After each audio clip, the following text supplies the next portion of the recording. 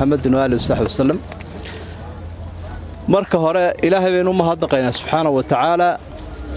wax badan ina siiyo nicmo oo ayna soo koobi karayn marka labaad iyaguna waxa mahadsan madaxda isu xilqaamay waajibkii ummadda ka saarnaa ay ballan qaadeen oo ay kow ka tahay nadaafadu waxaan leenahay aad iyo aad baa u mahadsantihiin ilaahayna xilka idinku asturo waxaan anugu halkan u imi inaan dhiirigeliyo hawsha oo aynu muujinno inaanu kala harsanayn nadaafadda waddanka iyo wax kale horta ha joogaana dadku inay qurunka iska xadhaan iyo kudaafadda intaan horta horumar la samaynin waxa ka horeeya qofku waxa cudurka uu ka qaadayo mushkiladda agtiisa inuu xalliyo hadduu taa xallin waayo qurux kaleba ma jirtaba waxaan intaasi raacin lahaa islaamka ama diinteennu qur'aan iyo xadiidba waxay ka tiri nadaafadda wax yaroo ka mid ah diinteennu waa diinu nadaafa waa diinta nadaafadda oo markaad akhrido aayadaha ka warramaya nadaafadda iyo axaadiidta saxiixa ku soo arooray waxaa laga alifi karaa kutub baa laga alifi karaa waxa qur-aanka ilaahay uu ku xusay dadku inay nadiifiyaan jidhkooda maradooda iyo deegaankooda inuu ilaahay ku jeclaanayo waxaynu u soconnaana wuxuu ilaahay nagu jeclaanayaba inna allaha yuxibbu tawaabiina wa yuxibbu almutatahhiriin dadka toobadda keenana ilaahay wuu jecel yahay qalbigooda nadiifiya iyo kuwa deegaankooda nadiifiya ee dahaarada jecel wuxuu nabigu xusay calayhi salaatu wasalaam nadaafadaynu nadiifinayno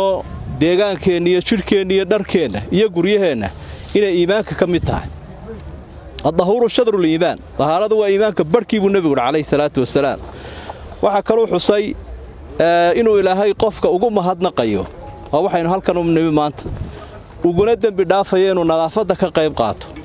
maxaa ka wanaagsan inuu ilaahay noo mahadnaqo oo uu dembigeenna dhaafo wuxuu rasuulku xusay sala allahu calayhi wasallam waa xadiid saxiixa ninbaa wuxuu soo maray geed ama laan waddada taalla oo dadka dhibaya oo xeganaya meeshii buu ka qaaday sidaa iminka aynu laamaha iyo dhirta iyo qurunka u guraynoo kale markaasuu ilaahay u mahadnaqay fa shakara allaahu lahu faghafarahu ilaahay baa u dembi dhaafay oo u mahadnaqay wax weyn weeye dadku waxay laga yaabaa inay jecel yihiin ciday mudanahoo ay ixtiraamayaan inuu u mahadnaqo mahadnaqa ilaahay baa u weyn subxaana wa tacaala waxaa runtii walaalayaal aynu u tixgelinaynaa inay tahay sadaqa inaad maal bixiso waxa la mida inaad ummadda jidadkooda iyo deegaankooda iyo xashiishka ka nadiifiso waa sadaqa imaadatul adaa cani dariiqi sadaqa nebigu wuxuu leeyahay waddadoo la xaadho oo ummadda laga xaadho oonan cidba ku hadlayn waa sadaqo waa adoo lacag bixiye oo kale waxaa kaluu xusay nebigu calayhi salaatu wasalaam iimaankeennu inuu kor ugu kacayo markaynu nadaafaddan ka qayb qaadanayno inuu iimaankeennu kobco wax weyn weeye waa salaaddii buu iimaanku ku kordhaa oo sadaqaduu ku kordhaa oo cibaadaduu ku kordhaa waxyaabuu ku kordhayana waxaa ka mid ah nadaafaddaa maanta aynu u taagannahay wuxuu nebigu xusay calayhi salaatu wasalaam iimaanku waa 7 qaybood buuli waxa u sarreeya ashahaadada waxa u hooseeya waddadoo nadaafadda laga sameeyo oo wixii qurunahee dadka dhibaya laga qaado haddaba haddii uu qofku ka qayb qaadan waayo taa oo sida dad badani ay sameeyaanba uu xashiishka ku soo tuuro waddada waxaan halkaa maraa iyagoo dumarka qaarkood intay xijaabka soo qaataan halkaa hoosta soo gashanaya xashiishkii gurigay ka soo qaaday halka ay maraysa ummaddu ay maraysa la isugu imanayana way dhigaysaa maalin dhexdaana waxaan ku uhi walaa xagaad ka keentay gurigaygii bay tiri oo halkan aad maraysana ummaddii oo dhan baa isugu timid halkaasaaba kuu gaar ahayde maad gaadhigii kula sugtid markaa qofkii qalad buu fahamsan yahay wuxuu isleeyahay iska fogee laakiin nacdal buu sii doonanayaa wuxuu nebigu yidhi taqul malaacina 3 meelood ee nacdasha keena iska ilaaliya waa inaad ku saxarootaan ama ku kaadidaan waddada la marayo iyo halka ceelkee laga aroorayo iyo geedka la hadhsanayo dooxu waa meeshii quruxda badnayd ee la hadhsan lahaa ee lagu shiri lahaa berihii hore waa lagu shiri jiray sida halka iminka hoolalka la qurxiye lagu shiro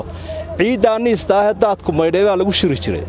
oo ahayd halkaa dee hoolka halkeedii oo kale inoogu jirtay marka haddaad ku saxarooto ama ku kaadida ama qurun dhigta buu nebigu leeyahy meesha ummaddu ay maraysa ama xooluhu ka aroorayaan ama geedka la fadhiisanaya nacdal baad mutaysanaysa ummaddii baa ku nacdalaysa markay qurunka arkaan markaa midna waxa ku kordhaya iimaankaagii oo sadaqay kuu noqonaysa oo ilaahay baa kugu jeclaanaya waa markaad waddada nadiifisa iyo deegaanka midna nacdal baad ku mutaysanaysaa iyo cadho ilaahay marka waxaynu leenahay arrintani ma aha arrin ijtimaaciya ma aha arrin iska caadiya laakiin waa arrin diina dadku inay isnadiifiyaan diinteennu si aa ogsoon tihiin dahaarada waxay ka dhigtay wax waajiba cibaadooyinka qaarkood baan ansaxayninba ilaa la dahaaro qaato salaadu maxay ku ansaxdaa waa dahaaro qofkii markuu jinaaboodo waa dahaaro markay gabadhii dhiigii ka maydhanayso waa dahaara waxallo waxaasoo dhammi waxa ay ku lug leeyihiin qofka muslimkii waa qof nadiifa subxaanallahi ina almu'mina laa yanjus buu nebigu leeyahy ilaahay baa xumaan ka hufane qofka mu'minkii maaha qof qurun iyo nijaasi ay ka agdhowday haddii imminka wax kaa soo ururaan masaajidka haymanin baa laguhi oo sigaarla tahay ama basal iyo tooniyo cunayso ummadda ka daabaalay jimcadii baa waajib laga dhigay inuu qofku isa soo nadiifiyo oo uu soo maydho isagoo carfayo udgoon u yimaado dhaqankeennu wuxuu ahaan jiray in subaxdii la wada xaadho guryaha oo dumarka aad aragtay iyagoo wada xaadhaya oo qurunka layska ilaaliyo qaxoontigii dhibaatooyinkuu keenay iyo salbiyaadkiis iyo saarfagtii bay ka mid noqotay waa nooc gunnimo ah ummaduhu markay jabaan ama qaxaan gunnimo badan baa ku timaada markaa dadka qurunkii iska barkanaya iska dugsanaya waa arrin gobonnimo darraa marka waxaan leenahay walaalayaal dee khayr allaha siiyo kol haddii madaxdii hormuud ay inoogu yihiin waxaan jeclaa weliba madaxda ka waaweyna dawladda dhexena inay yimaadaanoo tusaale ay u noqdaan waxaan anigu u taagnay inayn tusaale dadka u noqonno oo aanu wadaadkii noqonin ma masaajidkii la nadiifiye un tagee shaariciina yimaada waayo maalin walba waan maraynaa waa dariiqii kalehaa la marayay marka madaxda dawladda dhexena waxaan kula talin lahaa in iyaguna isgarab taagaanoo ay tusaale dadka u noqdaan waxaan arkayay meelahan iminka markaan soo lugaynayo soo marayay dadku way xaadxaadhayeen waxaa la yidhaha annaasu calaa diini muluukihim dadku kolba waxay u taagan yihiin madaxdoodu siday yihiin oo kale markaa madaxdu hadday qurunka iska agbarbaraan iyaguna way isdhag dhigan doonaan hadday arkaan madaxdoo diidanna dee dadku way iswada nadiifin doonaan marka taana dawladda dhexena aad baan ugu baraarujin lahaa dadweynaha faraha badanee yimidna aad baa u mahadsan tihiin waa nacasnima inay dadku hay-ad ka sugaan gaala ah oo yurub ka timid inay halkan u xaadho waa nacasnimo in xashiishka la xaadho oo wax la hagaajiyaa ma aha daciifnimo ma aha qofku inuu ku dulloobayo anugu waddamada yurub mid ka mida baan maray qaar badan waan maray laakiin mid ka mida waa waxaan arkay nimankii caddaanka ahaa oo baabuurkan xashiishka dabada haysta waddanka dheermark la yidhaahdaa buu ahaa magaalo ka mida caasimadiisa copenhagen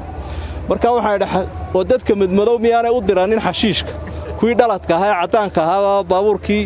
dee cabbaynaya hareeraha haystee marka waxay idhaahdeen waaba lagu abtirsadaayoo waa la kala dhaxlaa booskan dadka dhaladka ahunbaaba xashiishka xaadha bay idhaah dadka ajinabiga ah lagumama aaminaba laba meelood midna kuma aaminaan bay idhaah in xashiishkaa la xaadho iyo in beeraha loo diro beerihiina waa meel la iska sunayn karo xashiishkana halkii lagu sunoobayey dadka dhaladka ahba kudaafaddana ka shaqeeya bay idhah oo kala dhaxlaba lamaba kala helaba inta dhakhtarka in laeg buu qaataa ninkaa xashiishka xaadhaya beerahana waa saasoo kale marka aqaafadeenni iyo aragtideennu waa inay kor noqoto waxaan hadalka u badiyey arrintani waa arrin xasaasiya mana mudna inaynu ayaama uun sidii caadifadeennu ahayd soo kaakacnee waxaan waa in la joogteeyaa oo tallaabo laga qaadaa qofka gaadhigaa saari waayey ee maaragtay halkan ku soo shubaya waxaan aad ula yaabaa oo aan hore u jiri jirin roobku markuu da'o waxaad arkaysaa xaafadihii oo dhan baa waxay ku soo wada tuurayaan kudaafaddii daadkii baa dulundulcaynayo soconayo jawaanno xashiisha buu wataa goordhowna waddada ku hadhaya marka waa ceeb weeye qofkii inuu biyihii wax nadiifinaya daadkii soo raaciyo marka meelaha buulal yaryartaa ee xashiishka laga soo qaada gaadhiga marka loo geeyo qofka saari waaya dee ciqaab buu yeelanayaa marka dhammaantiin aad baa u mahadsan tihiin madaxduna way mahadsan yihiin waana inuu ka wada qayb qaadanayna waana in la joogteeyo ilaa dooxaasi uu noqon karo meel lagu shiro aad baa u mahadsantihiin asalaamu calaykum waraxmatullaahi wabarakaatu